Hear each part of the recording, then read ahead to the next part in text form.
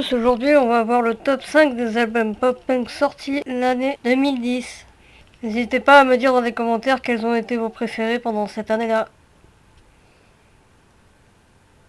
À la 5ème place, on a Alkaline Trio avec This Addiction. Pour résumer cet album, je vais reprendre l'explication claire de Matt Skiba, le chanteur.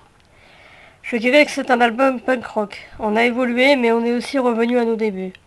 Il y a évidemment un son classique d'Alkaline Trio sur cet album.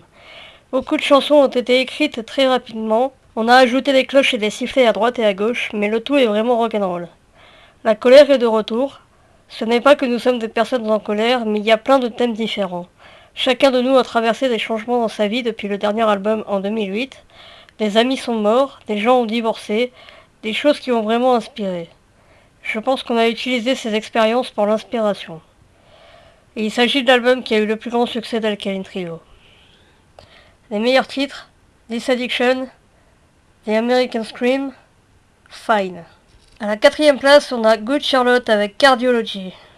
Après le catastrophique Good Morning Revival sorti en 2007, Good Charlotte a finalement repris la route du pop-punk, ou en tout cas ils ont essayé, avec cet album décrit comme un album où tout est lié au cœur. Ça parle d'amour avec Silver Screen Romance, Counting the Days, de la famille avec Standing Ovation et Harlow Song, ou encore 1979. C'est un retour aux sources, mais des résonances de l'album précédent sont présentes malgré tout sur quelques titres. Meilleurs titres: Sex on the Radio, Standing Ovation, Harlow Song, Right Where I Belong. À la 3ème place, on a Yellow Card avec When You're Through Thinking Say Yes. C'est un album qui marque leur retour après leur hiatus depuis 2008. La majorité de l'album, c'est un résumé de toute la carrière du groupe avec une constante évolution. Les meilleurs titres: Hang You Up, Sing For Me, For You on Your Denial. À la 2ème place du podium, on a Motion City Soundtrack avec My Dinosaur Life, un album qui a été produit par Mark Hoppus et c'est sûrement la plus belle surprise de l'année 2010. Ça parle du fait de vieillir et d'avancer dans le temps. Ça parle aussi du fait de prendre ses responsabilités, notamment sur cet album face à la toxicomanie, et ça parle aussi de la procrastination. Meilleur titre: Worker Bee, Delirium, Skin and Bones.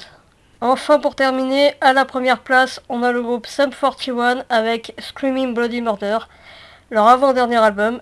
Il s'agit de mon album préféré des Sum 41, loin devant les autres. Cet album, il est sorti à un moment de ma vie où je vivais tout ce qu'a écrit Derek sur cet album, et il m'a beaucoup aidé à tenir le coup. Screaming Bloody Murder m'a définitivement rendu fan de Sum 41.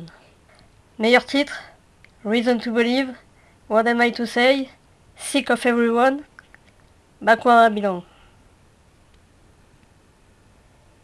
Voilà pour ce top 5, j'espère qu'il vous aura plu. N'hésitez pas, je vous le répète, à me dire quel était votre album préféré cette année-là. Et on se retrouvera bientôt pour un nouveau top 5. A bientôt!